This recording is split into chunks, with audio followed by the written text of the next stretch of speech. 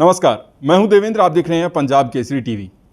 गर्मियों के मौसम में बिजली की खपत बहुत ज़्यादा बढ़ जाती है। इस बार मानसून लेट हो गया है तो हरियाणा, पंजाब, उत्तर भारत के राज्यों में भी बिजली की खपत काफ़ी बढ़ चुकी है। अगर पड़ोसी राज्य पंजाब की बात करें तो वहाँ पर एसी न चलाने तक की हिदायत दे दी गई है।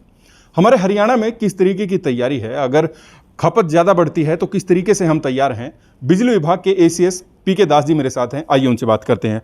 सर, बिजली की खपत लगातार बढ़ रही है। एक तो मैं जानना चाहूँगा पिछले दिनों क्या आंकड़ा रहा, कितनी खपत हुई है और आगे अगर ज़्यादा ज़रूरत पड़ती है तो हम कितने तैयार हैं?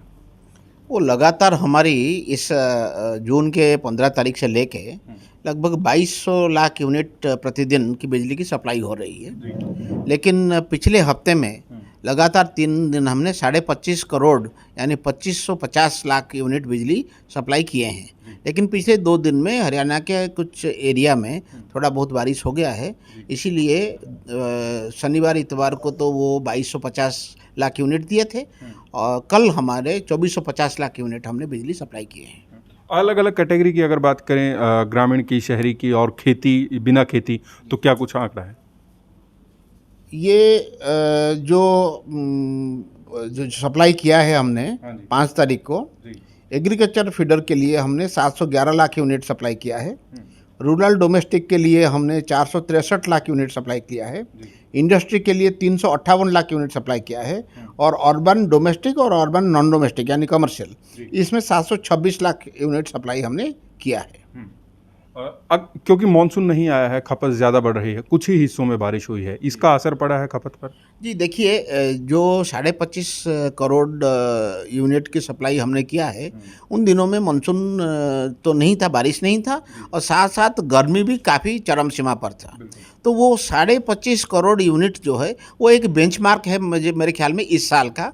और उस समय हमने करीब 11,900 मेगावाट का मैक्सिमम डिमांड भी हमने रजिस्टर किया था। तो अगर उसके आसपास या उससे 1 करोड़ और यूनिट चाहिए, वो देने के लिए हम सक्षम हैं और हमारी उस तरीके से तैयारी है। अगर आगे और डिमांड बढ़ती है तो रिजर्व है या फिर खरीदनी पड़ेगी और बिजली? देखिए, हमने एक मैक्सिमम डिमांड को ध्यान में रखते हुए 2 महीने पहले से ही हमारी तैयारी कर ली है। उस तैयारी के मुताबिक 2550 से ऊपर और 100 लाख यूनिट अगर सप्लाई करना पड़ जाता है वो हम कर सकते हैं। अभी क्योंकि जितना लोड दिखाया गया है उतना असल में नहीं है, ज़्यादा लोगों ने एसी लगा लिया है, घरों में ट्रांसफार्मर जो हैं वो अभी जल रहे हैं। किसी तरीके की दिक्कत ना आए, बिजली विभाग के कर्मचारी, अधिकारी किस तरीके से जुटे हुए हैं और क्या कोई सख्त निर्देश दिए गए हैं? अभी तो कंप्लेंट बेसिस पर जहाँ जहाँ ट्रांसफार्मर की दिक्कत हो रहा है तो उसको तुरंत जल गया तो उसको रिप्लेस कर रहे हैं और एग्रीकल्चर फीडर को हम प्रायोरिटी दे रहे हैं कि ताकि अगर एग्रीकल्चर फीडर में कोई ट्रांसफार्मर जल जाता है उसको तुरंत रिप्लेस करेंगे। उसके बाद अर्बन डोमेस्टिक, उसके बाद रूरल डोमेस्टिक और इंडस्ट्री। और जहाँ जहाँ हमें लगता है कि स्थिति को सुधारने के लिए एक्स्ट्रा ट्रांसफार्मर भी देना पड़ेगा, वो भी हम दे रहे हैं। लेकिन ये जो समस्या जो आपने बताया कि अनडिक्लेयर्ड लोड, ये बहुत बड़ा समस्या है और ये तुरंत रातों रात या 2-4 दिन या 10 दिन में ये समस्या का समाधान नहीं हो सकता। हमें लगातार एक कैंपेन चलाना पड़ेगा गर्मी के बाद, ताकि हम अगले 2-3 साल के लोड को ध्यान में रखते हुए हर जगह ट्रांसफार्मर और कंडक्टर दोनों की कैपेसिटी बढ़ाएं। क्या कर्मचारियों के ड्यूटी आवर्स में कोई चेंज किया गया है या फिर उसी हिसाब से चल रहा है पहले? हमारी पूरा कोरोना के दौर के दौरान और अभी भी हमारी सारे कर्मचारी ड्यूटी पर हैं। और अभी हमारी खास जो हमने किया है कि डिस्रप्शन को मॉनिटर करने के लिए हमने हेडक्वार्टर पर स्पेशल आदमी बिठाए हैं और सर्कल लेवल पे, सुपर इंजीनियर लेवल पे भी उन्होंने आदमी बिठाए हैं ताकि दिन में हो या रात में हो 24 घंटा वो जैसे ही ख़राब होने की खबर आता है उसको तुरंत उसको रेड्रेस करने की काम करते हैं। मेरा आखिरी सवाल है, आगे गर्मियां बढ़ेंगी आने वाले वर्षों में, क्या हम कोई और तरीके से बिजली बनाने की, रिन्यूएबल एनर्जी या कोई खास प्लानिंग है हरियाणा के पास? उम्मीद करें कि गर्मियाँ ना बढ़े, क्योंकि ये जो गर्मी का रिजीम है इससे अगर 4 डिग्री गर्मी बढ़ जाती है तो हमारे बहुत सारे पैदावार जो है वो करना संभव नहीं होगा। पशु अपने दूध देना बंद कर देंगे, इसको ग्लोबल वार्मिंग कहते हैं। लेकिन यही गर्मी रहे यही एज्यूम करते हैं, लेकिन खपत बढ़ेगा। खपत इसलिए बढ़ेगा कि लोग अपने जीवन जीने का जो तरीका है उसमें बदलाव कर रहे हैं, जहाँ बिजली की खपत एक ज़रूरत हो गया है, तो हम उसके लिए तैयारी कर रहे हैं। दूसरी चीज़ है, आज हमारे ज़्यादातर बिजली वो कोयले से बनता है और वो एक पोल्यूटेंट है, कोयले के धुआं से पोल्यूशन होती है। तो कई चीज़ें हम कर रहे हैं। एक तो ये है कि एनर्जी एफिशिएंट डिवाइस यूज़ करें, फ़ैन हो, एसी हो या लाइट हो।